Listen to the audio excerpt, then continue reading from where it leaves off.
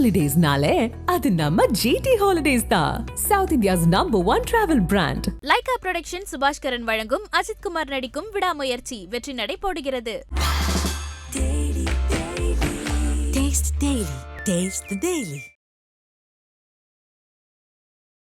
ஆதவ் அர்ஜுன் பிரசாந்த் கிஷோர் ரொம்ப நெருக்கம். ஆதவ் அர்ஜுன் பிரசாந்த் கிஷோரை விஜயை சந்திக்க வைப்பதன் மூலியமாக சில தகவல்களை தான் சொல்வதை விட நண்பரும் குருநாதர் கிட்டத்தட்ட குருநாதர் மாதிரி தானே அவர் சொல்லும் போது விஜய் கொஞ்சம் கூடுதலாக ஏற்றுக்குவார். சில அல்லு சில்லுலாம் ஓரம் கட்டப்படும் அப்படின்றதுக்கான இது ஏன் அப்படின்னு பார்த்தீங்கன்னா, தாவேக அதிமுக சேர்ந்தால் கதை முடியும். அப்போ தாவேக அதிமுக சேராத அளவுக்கு நரேஷன் செட் பண்ணணும். நீங்கள் நல்லா பாருங்கள், தாவேகாக்குள்ளேயே முக்கியமான நபர்கள் கூட இன்றைக்கி வெளியில் ஒர்க் பண்ணக்கூடிய அளவுக்கு உள்ளே இருக்கிறவங்க இருக்காங்க. இதில் அடுத்த கட்டம் தான் நேற்று செட் பண்ணப்பட்டது. இது தாவேகாவை உள்ளிருந்தே வந்த தகவல்னு சொல்கிறாங்க. வேண்டுமென்றே இந்த நரேட்டிவ் செட் பண்ணப்பட்டதுன்னு. ஏன்னா மெயின் ஸ்ட்ரீம் மீடியாக்கள் அதை காடாக போட்டு பரப்புகிறாங்க. அப்போ நம்ம தாவேகாக்குள்ளேயே மற்றவர்களை கேட்கும் பொழுது அந்த மாதிரிலாம் கிடையாது சார்றாங்க. அப்போ என்ன அர்த்தம்? நீங்கள் மாவட்டம் ஃபுல்லாக சுற்றுப்பயணம் செய்யணும், மற்ற நிர்வாகிகளை செயல்பட வைக்கணும், அவங்களையும் ட்ரைன் பண்ணணும், நீங்கள் பேட்டி கொடுக்கணுங்க. முதல்ல விஜய் நடிக்க போயிட்டார், ரைட், ஓகேங்க, அவர் முடிச்சுட்டு வருவார். நீங்கள் தானே பொதுச் செயலாளர். அரசியலே தெரியாமல் மைக்கையே பார்க்காம பொதுச் செயலாளர் எங்கேயா பார்த்துக்கலாம்? என் வாழ்நாளில் நான் பார்த்ததில்லை.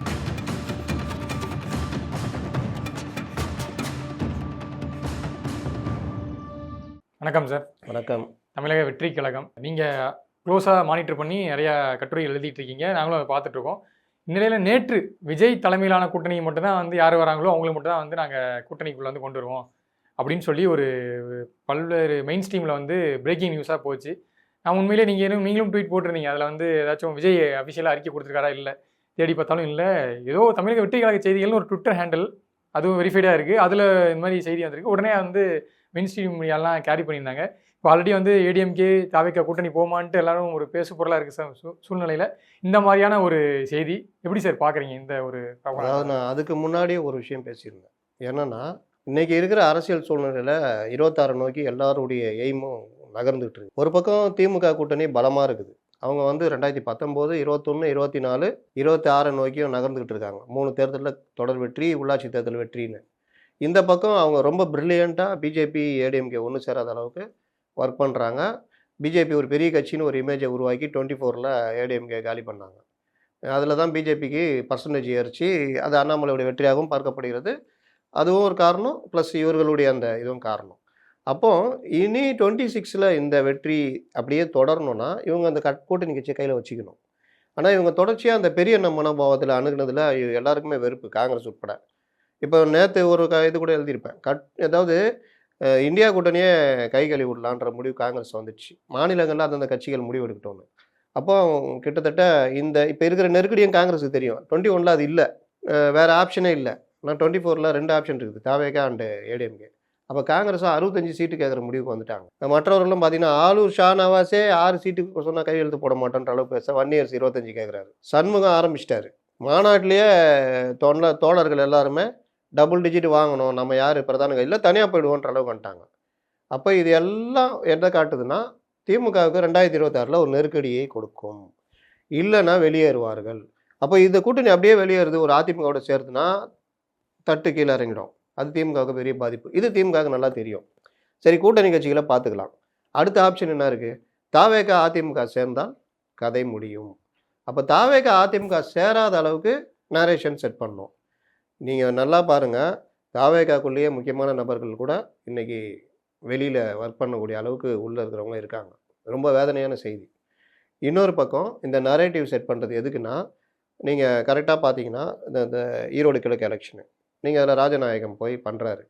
நீங்கள் எலெக்ஷன் அந்த இடைத்தேர்தல்னால் அந்த இதில் மட்டும் தான் பண்ண முடியும். அதை தாண்டி விஜய்க்கு 26ல் எவ்வளோ பர்சன்டேஜ் இருக்குது, நீங்கள் எப்படி எடுக்க முடியும்? ஒரு தொகுதியில் போய் எப்படி எடுக்க முடியும்? நீங்கள் அப்படி எடுக்கிறீங்களா இருந்தால் நீங்கள் வட மாவட்டங்களில் போய் எடுத்தீங்கன்னா திமுகவுடைய பர்சன்டேஜ் கூட இருக்கும். கொங்கு மண்டலத்தில் எடுத்திங்கன்னா ஏடிஎம்கே பர்சன்டேஜ் கூட இருக்கும். இதை வச்சுக்கிட்டு திமுகவோட அதிமுக பெரிய அளவு பர்சன்டேஜ் இருக்குது, இல்லாட்டி அதிமுகவோட திமுக இருக்குன்னு நீங்கள் சொல்ல முடியாது. அப்போ இது வந்து ஒரு போலியான கட்டமைக்கப்பட்ட ஒரு பர்சன்டேஜ். இது ஏன் இதை கொண்டு வராங்கன்னா, ஃபஸ்ட்டு இது வந்து விஜய் ரசிகர்கள் மற்றவர்கள்ட்ட வந்து விஜய் தான் முதல்வர், இன்னொரு நரேட்டிவ் உருவாக்குறாங்க. எடப்பாடியை முதல்வராக்கத்தான் விஜய் கட்சி தொடங்கினாரா அப்படின்னு. அப்போ ஜெயலலிதா முதல்வராக்கத்தான் விஜயகாந்த் கட்சி தொடங்கினாரா அப்படின்ற கேள்வியை நம்ம பார்க்கணும். அப்படி கிடையாது. சூழ்நிலை சூழ்நிலைக்கு ஏற்ற மாதிரி தான் கூட்டணிகள் அமையும், எதிரியை வீழ்த்த முடியும். ஆனால் சிலர் அடிச்சு சொல்கிறாங்களே சார், விஜய் வந்து முதல் முறை தேர்தல் போட்டிடுறாரு, ஒரு கூட்டணி வச்சாருன்னா இவரோட தனி செல்வாக்கு என்னன்னு மக்களுக்கு ப்ரூவ் பண்ண முடியாமல் போயிடும், தனிச்சு போட்டிட்டா தான் இவரோட வாக்கு வங்கி வந்து எல்லாமே நரேட்டிவுடைய ஒரு செட்டப், புது புது வாதங்கள்.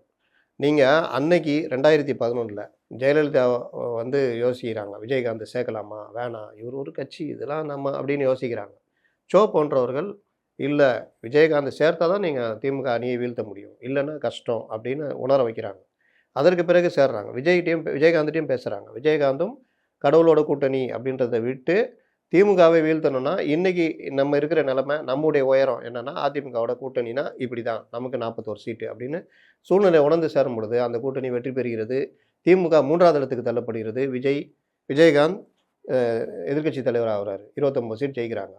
அதற்கு பிறகு நடந்தது வந்து ஜெயலலிதா அவங்களுடைய பாணியை கையில் எடுத்துக்கிட்டாங்க. இதுக்கு மட்டும்தான் நீங்கள், மற்றதெல்லாம் நான் அவங்கள அடிப்போம் அப்படின்றது அவங்களுடைய பாணி வச்சிங்களேன். அப்போது இந்த சூழ்நிலை கால சூழ்நிலை இருக்குல்ல, இது வந்து இன்றைக்கும் அப்படியே பொருந்தது. அப்போ விஜய் வந்து சூழ்நிலைக்கு ஏற்றாமான முடிவெடுக்கணும். தன்னுடைய உயரம் என்ன, கட்சியுடைய இன்ஃப்ராஸ்ட்ரக்சர் என்ன, கட்சி 234 தொகுதியிலும் கால் ஊன்றி விட்டதா அப்படின்லாம் பார்க்கும்பொழுது பார்த்தீங்கன்னா உங்களுக்கு பெரிய அளவில் இப்போ தான் மாவட்ட செயலர் போட்டு முடிக்கிறாங்க. அப்போ இந்த மாதிரி ஒரு கூட்டணி அமையும், அதை நோக்கி நகருன்றதுக்கு கூடாது என்பதற்காகத்தான் இந்த மாதிரி நரேட்டிவ். அப்போனா இவர்கள் எப்படி போய் அதிமுக அணுகுவாங்கன்னா, நாங்கள் தான் முதலமைச்சர் வேட்பாளர், இப்போ நாங்கள் தான் 117 சீட்டு கொடுங்க, பாதிக்கு பாதி, இப்படிலாம் அணுகுனா இயற்கையாகவே கூட்டணி சேராது. அப்போ இந்த நரேட்டிவ் ஜெயிக்குதா? இதில் அடுத்த கட்டம் தான் நேற்று செட் பண்ணப்பட்டது. இது தாவேக்காவை உள்ளிருந்தே வந்த தகவல்னு சொல்கிறாங்க, வேண்டுமென்றே இந்த நரேட்டிவ் செட் பண்ணப்பட்டதுன்னு. ஏன்னா மெயின் ஸ்ட்ரீம் மீடியாக்கள் அதை காடாக போட்டு பரப்புகிறாங்க. அப்போ நம்ம தாவேக்காக்குள்ளேயே மற்றவர்களை கேட்கும் பொழுது அந்த மாதிரிலாம் கிடையாது சார்ன்றாங்க. அப்போ என்ன அர்த்தம்? தாவேக்காக்குள்ளே ஒரு சிலர் செயல்படுறாங்க, அந்த நரேட்டிவ் செட் பண்ணுறாங்க. இது என்ன நாலேஜுக்கு தெரிஞ்சு நடக்குமா தெரியாமல் நடக்குமா சார்? மெயின் ஸ்ட்ரீமில் பிரேக்கிங் போகுதுன்னா கண்டிப்பாக அவருக்கு நாலேஜுக்கு போகும். யார்? விஜய். ஆமாம், விஜய் கண்டிப்பாக பார்க்குவார், பரவாயில்ல பண்ணுறாங்கன்னு. ஆனால் யார் பண்ணுறாங்கன்னு தெரிஞ்சு நுணுக்கமாக அடிக்கிற வேலை இருக்குது. அது கூடிய சீக்கிரம் நடந்தாலும் நடக்கலாம். அப்போது இந்த நரேட்டிவ் செட் பண்ணும் பொழுது நம்ம செக் பண்ணும் பொழுது இல்லை அப்படின்னு வரும்பொழுது இது ஏன் செட் பண்ணப்படுகிறது அப்படின்னா, அதிமுகவுடைய சுயமரியாதையில் கை வைக்கிறது. இதே எடுத்துக்கிட்டு மறுநாள் என்ன பண்ணுவாங்க, ஜெயக்குமார்ட்டியோ டிபேட் தனி, அது லல்ல பாண்டிகள் அது தனி, டெய்லி இது மாதிரி ரெட்டையில் நிற்குமா, அவர் ஆளுநரின் வெளிநடப்பு அரசியலா ஆதாயமா, இப்படி அது தனி. இது வந்து எடுத்துக்கிட்டு ரிப்போர்ட்டர்ஸ் போயிட்டு அதிமுக தலைவர்கள்ட்ட மைக் போடுவாங்க, அது மாதிரி சொல்கிறாங்கல்ல, நீங்கள் என்ன நினைக்கிறீங்க? இவங்க அந்த இப்போ இருக்கிற பல தலைவர்கள் எப்படி இருக்காங்கன்னா, வாட்ஸ்அப்பில் வர தகவல்லாம் கூட கிராஸ் செக் பண்ண மாட்டேங்கிறாங்க. அப்போ என்னென்னா டக்குன்னு வார்த்தை விடும் பொழுது அந்த வார்த்தையை தூக்கிட்டு இங்கே வர்றது, இங்கே வந்துட்டு இங்கே ஏதாவது ஒன்று கிளப்பி, இதுதான் இன்னைக்கு நடக்குது. இதுதான் ஜெர்னலிசமாக மாறிட்டு இருக்கு. இதில் உண்மையை தேடுறதுன்னு பார்த்தீங்கன்னா ரொம்ப கம்மி. போட்டாச்சா நம்மளும் போடணும், அவர் போட்டாச்சா அவர் கார்டு போட்டாரா உடனே நம்மளும் கார்டு போடும். இல்லாட்டி எல்லாம் இந்த ஒரு 4-5 சேனல் ஆள் வச்சுருப்பாங்கல்ல, எல்லாருக்கும் ஒரே டைமில் போட்டு இந்த நரேட்டிவ், இந்த மாதிரி செய்திகள் தான் மக்கள்கிட்ட ஒரு என்கேஜ்மெண்ட்டாக இதாகும். அப்போ இது ஒரு பார்ட்டு. இதுக்கு வந்து இதாகக்கூடாதுன்னு சொல்லி தான் நேற்று அந்த விசாரிச்சுட்டு அந்த மறுப்பை போட்டது. அதனால் தேர்தல் நெருங்க இந்த வேலையெல்லாம் நடக்கும். இது இன்னும் நான் ஒரு சின்ன உதாரணம் சொல்கிறேன். 2011 விஜயகாந்தும் அதிமுகவும் ஒன்று சேர்ந்து விடக்கூடாது அப்படின்றதுக்காக ஜெயலலிதா ஒரு 234 தொகுதி எப்போவுமே அறிவிச்சிருவாங்க வேட்பாளர். அதுக்கு பிறகு தான் கூட்டணினா பேச்சுவார்த்தை முடிஞ்சோன்னா எந்தெந்த தொகுதியோ அதுக்கான வாபஸ் வாங்கிப்பாங்க. அவங்க கையில் கட்சி இருந்தது, அதனால் வாபஸ் வாங்கி தான் ஆகணும். சுயேட்சையாக போட்டுனா அதோட கதை முடிஞ்சிடுது. அதனால் எல்லாம் வாங்கிடுவாங்க. இதை வந்து டக்குன்னு உளவுத்துறை இதெல்லாம் வச்சு பாருங்கள் அவங்க இது பண்ணிட்டாங்கன்னு இடதுசாரிகள் உட்பட எல்லாரும் நம்பிட்டாங்க. எல்லாரும் கிளம்பி விஜயகாந்த்கிட்ட போகிறாங்க. அப்போ இவங்களுக்கு பின்னாடி என்னென்னா ஒரு இணைப்பு பாலமாக இருந்தது ஷோ. அதனால் உடனடியாக அந்த விஷயம் கன்வே பண்ணப்பட்டது. இல்லை இது இப்படி தான், தப்பாக நினச்சிக்காதீங்க, அவங்க ரெடியாக தான் இருக்காங்க, நீங்கள் போங்க, இன்றைக்கி நீங்கள் சைன் பண்ணலாம் அப்படின்னு. அப்புறம் போன பிறகு 41 மற்றவர்களும் சைன் பண்ணாங்க. கொஞ்சம் கேப் அடித்தாலும் இந்த அடிக்குது. இந்த விஷயத்துக்கு இலக்காகாமல் இருக்கிறதுக்கு வெளி சக்திகள் வேலை செஞ்சுது. இப்போ தாவேகால உள்ள சில சக்திகள் வேலை செய்யுது.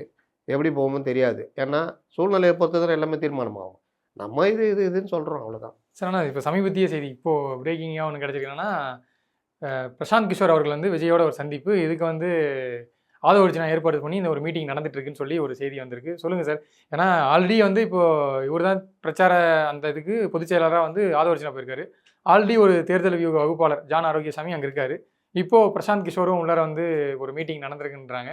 சொல்லுங்கள் சார். இப்போது தாவேகா வந்து கட்சி நிர்வாகிகளை தாண்டி இந்த தேர்தல் பிரச்சாரம் இதை கட்டமைக்கிறதுல வந்து இந்த அளவுக்கு ஒரு கவனம் செலுத்துறாங்களா? இந்த சந்திப்பு இது எதை நோக்கி போகுது? ஜான் ஆரோக்கியசாமி ஆதவ அர்ஜுனா உள்ளே வந்த பிறகு அவர் அதை எப்படி ரசிப்பார், எப்படி ஏற்றுக்கொள்வார்ன்றது ஒரு சிக்கல். அப்போ ஒரு அறிக்கை ஒன்று வருது, பட்டியலோட கீழே ஒரு வரி நான் என்னுடைய வியூக வகுப்பாளர் அவருடைய இதை ஏற்று அவர் வியூகத்தை ஏற்று இவர் செயல்படணும்னு. அப்போ கூட நான் சில இதில் சொல்லியிருந்தேன், அதுக்கு எதுக்கு பருத்தி மூட்டை குடவுன்லேயே இருக்கலாமே, ஏற்கனவே இங்கே ஒன்றும் இல்லைன்னா அவரை கூப்பிட்றாங்க அப்படின்னு. அப்போது இதை பற்றி நம்ம உள்ள சில பேரை கேட்டப்போ, சார் வரிகளில் இருக்கிறதெல்லாம் கணக்கில் வச்சுக்காதீங்க, அது எப்போ வேணாலும் மாறும், நடைமுறை வேறு சார்னாங்க. சரி ரைட்டு, அது அவங்க பஞ்சாயத்துன்னு நம்ம இது பண்ணியாச்சு. இப்போ இன்றைக்கி பிரசாந்த் கிஷோர் சந்திக்கிறதாக ஒரு தகவல் கிளப்பிடுறாங்க. ரொம்ப காலமாகவே இந்த தகவல் உள்ளே ஓடிட்டு இருந்தது. அப்படி நடக்கிறதற்கான வாய்ப்புகள் இருக்குதானா? இருக்குது. ஆனால் பிரசாந்த் கிஷோர் இப்போ எதுலேயுமே இல்லைன்றதை நான் பதிவு பண்ணுறேன். பிரசாந்த் கிஷோர் ஐபேக்கை விட்டு விலகி 2-3 வருஷத்துக்கு மேலே ஆகுது. ஐபேக்கு 2ஆக பிரிஞ்சிடுச்சு. அதில் ராபின் சர்மா தலைமையில் அந்த ஒரு தனி ஒரு அமைப்பு, அது அதில் பிரசாந்த் கிஷோர் ஒர்க் பண்ணியிருந்தார். அவங்க தான் நீங்கள் ஷிண்டேக்கெலாம் ஒர்க் பண்ணது. 7500 ரூபா போனஸ் கொடுத்து ஜெயிச்சார் ஷிண்டே. உத்தவ் தாக்கரே ஒன்றும் இல்லாமல் போனார். அந்த ஸ்ட்ராட்டஜிலாம் ராபின் சர்மா. அதில் கடந்த ஒரு 8 மாதம் வரைக்கும் பிரசாந்த் கிஷோர் இருந்தார். அப்புறம் அவர் கட்சி ஆரம்பிச்சு போயிட்டாரு. I-PAC original 2-3 டைரக்டர்களால் நிர்வகிக்கப்படுது. அது ஹைதராபாத்தில் ஒர்க் பண்ணிகிட்டு இருக்குது. அந்த டீம் ஏடிஎம் கூட பேசிக்கிட்டு இருக்குது. ராபின் சர்மா டிஎம்கேக்கு பேசுறதுக்கு ஒப்பந்தம் ஆகிட்டார். அநேகமாக அடுத்த பொங்கலில் எல்லாருக்கும் பொங்கல் போனஸ் 5000 ரூபா கிடைக்கிறதுக்கு வாய்ப்பு இருக்குது, எழுதி வச்சுக்கிங்க. ஏன்னா ராபின் சர்மா யுக்தியில் தேர்தல் நெருக்கத்தில் எல்லாருக்கும் அங்கே பச்சோ பேகனா பேட்டி பேகன் 7500 ரூபா கொடுத்த மாதிரி இங்கே சகோதர சகோதரின்னு 5000 ரூபா கொடுப்பாங்க, முடிச்சு விட்றது பார்ப்பாங்க. அப்போ இவர் இங்கே ஒர்க் பண்ணுறாரு. பிரசாந்த் கிஷோர் பீகாரில் தான் இருக்காரு. இல்லை இங்கே ஏன் ஒருவேளை விஜய் சந்திக்கிறாங்கன்னா, ஆதவ் அர்ஜுன் பிரசாந்த் கிஷோர் ரொம்ப நெருக்கம். ஒருவேளை ஆதவ் அர்ஜுன் பிரசாந்த் கிஷோரை விஜயை சந்திக்க வைப்பதன் மூலியமாக சில தகவல்களை தான் சொல்வதை விட தன்னுடைய நண்பரும் கிட்டத்தட்ட குருநாதர் மாதிரி தானே அவர் சொல்லும் போது விஜய் கொஞ்சம் கூடுதலாக ஏற்றுக்குவார். சில சில்லுலாம் ஓரம் கட்டப்படும் அப்படின்றதுக்கான இது. ஏன் அப்படின்னு பார்த்தீங்கன்னா, பிரசாந்த் கிஷோர் க்ளீனாக சொல்லுவார், தமிழக அரசியலை பார்த்தவர். நீங்கள் இந்த மாதிரிலாம் பண்ணலாம், உங்களுடைய பலம் இவ்வளவு, நீங்கள் இந்த மாதிரி பண்ணும் பொழுது நீங்கள் அரசியல் எதிரியை வீழ்த்தணும்னா நீங்கள் இந்த மாதிரி விஷயங்கள் சில விட்டு கொடுத்தலும் நகரணும், ஒரு 2 அடி பின்னாடி வந்தீங்கன்னா தான் முன்னாடி பாய முடியும், அப்போ நீங்கள் இந்த விஷயத்தெலாம் பண்ணுங்கன்றப்போ ஆதவ் அர்ஜுனுக்கு அந்த வேலைகள் கொஞ்சம் சுலபமாகும். விஜய் உணர்ந்துட்டாருன்னா அப்புறம் யாரும் தேவையில்லை. சார் இந்த இடத்துல ஒரு கொஸ்டின் மார்க் இருக்குல்ல சார், அவர் நீ ஆல்ரெடி அறிக்கையில் குறிப்பிட்ட மாதிரி தன்னோட தேர்தல் வகுப்பாளர்னு சொல்லி ஜானவராகியசாமி மென்ஷன் பண்ணியிருக்காரு. இன்னொரு புறம் புஷி ஆனந்த் இருக்காரு. ஸோ இவங்க 2 பேர்த்தையும் வச்சுக்கிட்டு கூடுதலாக இப்போ ஆதவ் அர்ஜுனா பிரசாந்த் கிஷோர் இப்போ ஆலோசனை கொடுக்குறாருன்னா இது எப்படி சார்? இதை நீ சொன்னீங்களே ரசிப்பாங்களான்ட்டு, அது ஒரு கொஸ்டின் மார்க் இருக்குல்ல சார்? நீங்கள் பார்த்தீங்கன்னா புஷி ஆனந்த் இப்போவும் ஒரு கட்சியுடைய பொதுச் செயலாளராக இன்னும் மாறல. ஏன்னா மன்றத்துடைய வேலைகள் குடம் கொடுக்கறது, தலகாணி கொடுக்குறது, பாய் கொடுக்குறதுலாம் மன்றத்துடைய வேலைகள். எனக்கு என்ன நீங்களும் தொடர்ச்சியாக அதை போட்டுருந்தீங்க. நான் என்னன்னா அந்த பரந்தூர் விஜய் வந்தார்ல சார், அப்போ நாங்கள் போயிருந்தேன். மைக்கை கையில் வச்சுட்டு, தம்பி நீ அங்கே போகாத, தம்பி அங்கே மரத்து மேலே ஏறாத, தம்பி நீ கையில் பிடிச்சிட்டு இருக்காதீங்க, இது பொதுச் செயலாளருடைய வேலை இல்லை. இது ஒரு யாரோ அங்கே இருக்க லோக்கல் இருக்க ஒரு ஆளை கொடுத்தா மைக்கில் சொல்லிட்டு தலைமையுடைய வேலை. இப்போ உங்களுக்கு ஹெட்டு சிஇஓ இருப்பார் உங்கள் ஆஃபீஸில். யார் ஹெட்டு? சிஇஓவா? எப்படி? ஹெட் இருக்காரு. ஹெட்டு நேராக வெளியே எங்கேப்பா போகிற பிரபு, இங்கே போறியா இரு அப்படின்ட்டு அவரே ரேப்பிடோ புக் பண்ணி உங்களுக்கு கொடுக்குறதும், கேமரா பேக்கெலாம் கொடுப்பா வாங்கிட்டு ஏன்பா இந்த பேக்கை உள்ளே வை, இதை சீட்டில் வைக்காதப்பா பண்ணால் நீங்கள் நாளைக்கு அவர் எப்படி பார்ப்பீங்க? அவர் வேலை அது இல்லைல்ல.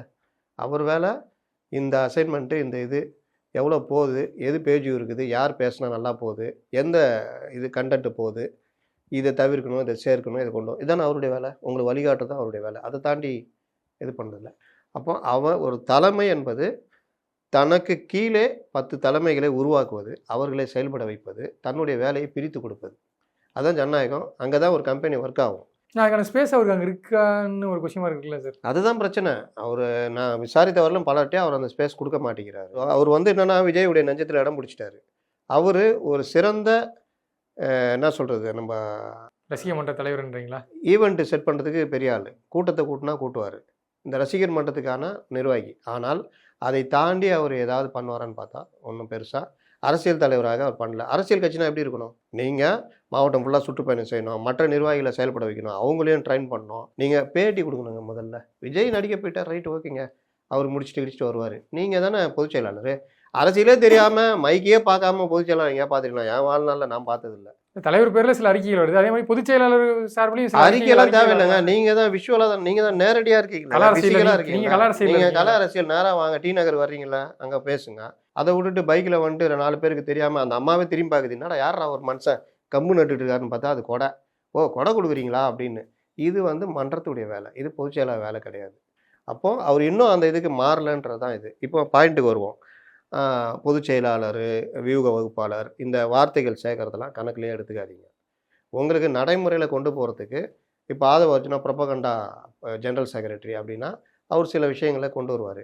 எல்லாமே அப்படியே நடக்கும்லாம் சொல்ல முடியாது. அப்போது இந்த மாதிரி வியூகங்களை இப்படிலாம் பண்ணணும் அப்படின்றது பிரசாந்த் கிஷோர் பேசுறது மூலியமாக விஜய்க்கு ஒரு நம்பிக்கை வரும். ஸோ இந்த இதெல்லாம் இப்படி பண்ணலாம், விஜய்க்கு சில வழிகாட்டுதல் வரும், விஜய்க்கு சில ஆலோசனைகள் கிடைக்கும். அப்போ அதை அவர் வந்து புஷி ஆனந்தை இயக்கலாம், ஜான் ஆரோக்கியசாமி இயக்கலாம், ஆதவ அர்ஜுனோட கலந்து ஆலோசித்து நடக்கலாம். இதுதான் வந்து அடுத்த கட்டம். உண்மையிலே நல்ல விஷயம்தான், அந்த மாதிரி சந்தித்தால் அது நல்ல விஷயம்தான். ஆனால் அது இன்னும் உறுதிப்படுத்தப்படாத தகவல் தான். சார் நீங்கள் சொன்னீங்க இப்போது இந்த கூட்டணி திமுக கூட்டணி வந்து பலவீனம் அடைஞ்சு ஒரு தாவேக்கா எக்ஸ்ட்ரா ஆப்ஷனாக வந்து இப்போ காங்கிரஸ் எல்லாம் வந்து ஒரு பக்கம் போனாங்கன்னா டிஎம்கேக்கு ஒரு பெருத்த அடியாக இருக்குன்ட்டு. ஆனால் இது இன்னொரு பக்கம் டிஎம்கே அனுப்புவாங்க. என்னன்னா இப்போ விஜய் கட்சி ஆரம்பிச்சிருக்கிறது இப்போ 2014 இப்படி மக்கள் நல கூட்டணி வந்து அது ஒரு பெரிய அட்வான்டேஜாக டிஎம்கேக்கு போச்சோ, அந்த மாதிரி ஒருவேளை மாறலாம்ல அப்படின்னு டிஎம்கே நினைச்சா சார்? ஒருவேளை ஓட்டு வந்து யார் ஓட்டை பிரிப்பார்? நீங்கள் வந்து திமுக எப்போ தனியாக நின்னாலும் ஜெயிச்சதா வரலாறு கிடையாது. திமுகவுக்கு ஒரு 26% ஓட்டு இருக்குது, போன எலெக்ஷன் வச்சு சொல்கிறேன். அதிமுக 21% இருக்குது. இப்போ திமுக கூட்டணிலாம் சேர்ந்து தான் 44%. இந்த கூட்டணி வெளியில் வந்தால் யார் சிங்கிள் லார்ஜஸ்ட்டோ இல்லை யார் அதிகமாக இருக்காங்களோ அவங்க அடிச்சிடுவாங்க. இப்போ இந்த கூட்டணி அப்படியே ஏடிஎம் கூட போச்சுன்னா அவங்க 35-40 ஆகிடுவாங்க, நீங்கள் 26 இருப்பீங்க. யோசிச்சு பாருங்கள்.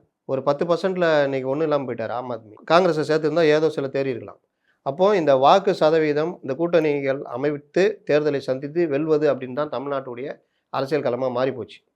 அது பழைய கரிஷ்மா லீடர் கிடையாது, ஜெயலலிதா கருணாநிதி மாதிரி கிடையாது. இப்போ இருக்கிறவங்க கூட்டணி அமைச்சு தான் பண்ண முடியும். கூட்டணி அமைச்சிகளை தாண்டி இப்போ இந்த ஆட்சி அதிகாரத்தில் பங்குன்னு ஒரு கொஸ்டின் அங்கே வருது. நல்ல விஷயம் தானுங்க. கூட்டணின்னு அமையும் பொழுது கூட்டணி அமைச்சு உங்களுக்கு தனி மெஜாரிட்டி, அதில் தாங்க டிஎம்கே இப்போ சிக்கிக்கிட்டு இருக்கு.